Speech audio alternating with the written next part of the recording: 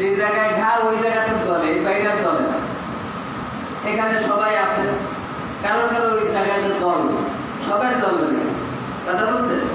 কিন্তু কথা হচ্ছে কার? আল্লাহ আল্লাহ রসুল। চলাফেরা করলে তো আমার কিছু যায় আসে না।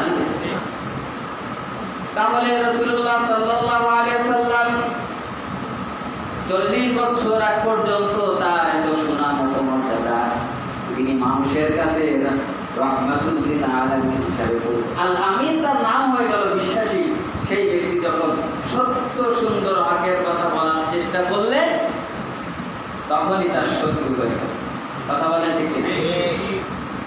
তাহলে যখন আল্লাহ রাসূল সাল্লাল্লাহু আলাইহি ওয়াসাল্লাম বললেন তোমরা এই দেশে তাবলীগ করার অবকাশ নেই, তোমরা কি করবে?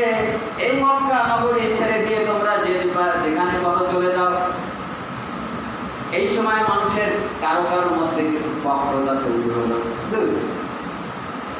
বিবি বাল বাচ্চা ফেলায় রেখে, জমা জমি ফেলায় রেখে যাওয়া যায় নাকি? এখন এই হিজরত করা সম্ভব? এরকম বক্রতা তৈরি হয়েছিল কিছু মানুষ। আল্লাহ তাআলা তাদের ব্যাপারে বলছেন। আল্লাহ তাআলা বলছেন ইন্নাল্লাযীনা তাওয়াফাহুমুল মালাঈকা